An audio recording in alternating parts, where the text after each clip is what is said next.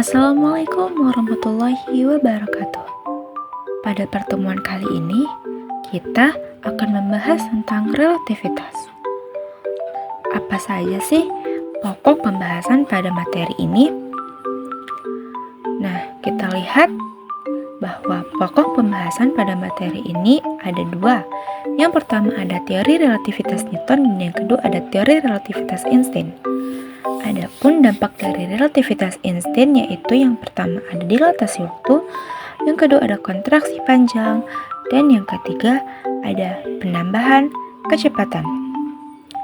Oke, selanjutnya yang pertama kita akan bahas tentang teori relativitas Newton.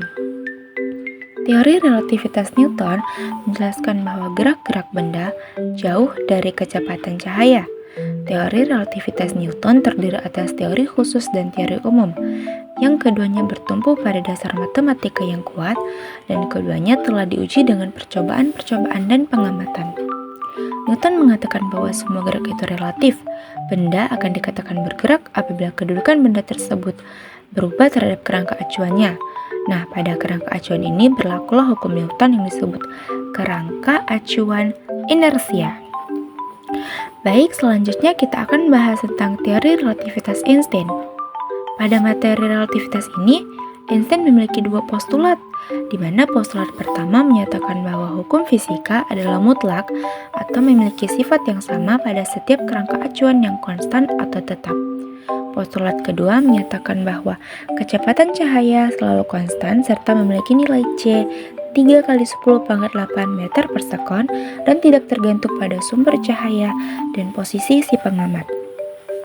Selanjutnya kita akan bahas tentang dampak dari relativitas Einstein. Yang pertama ada dilatasi waktu.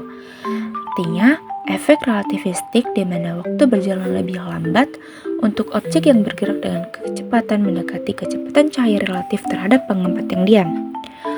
Adapun rumus umum untuk dilatasi waktu yaitu delta T sama dengan delta T0 per akar 1 kurang V kuadrat per C kuadrat, di mana delta T adalah selang waktu yang diamati pengamat bergerak, delta T0 adalah selang waktu yang diamati pengamat diam, V adalah kecepatan relatif antara pengamat dan objek, dan C adalah kecepatan cahaya di ruang hampa dengan konstanta 3 kali 10 pangkat 8 meter per sekon. Selanjutnya, dampak relativitas Einstein yang kedua yaitu kontraksi panjang.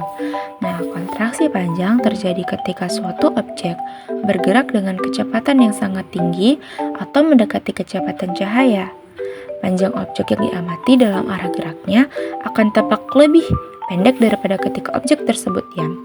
Rumus untuk kontraksi panjang yaitu L sama dengan L0 kali akar 1 kurang V kuadrat per C kuadrat, di mana L adalah panjang benda pada kerangka gerak, L0 panjang benda pada kerangka diam, V kecepatan benda pada kerangka diam, dan C adalah kecepatan cahaya dengan konstanta 3 kali 10 pangkat 8 meter per sekon.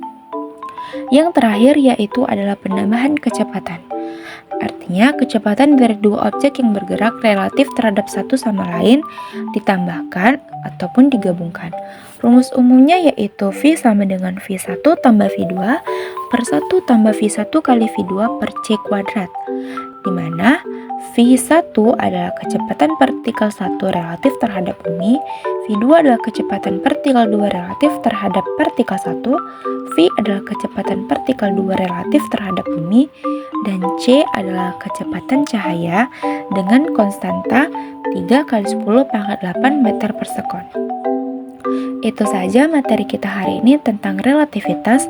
Terima kasih.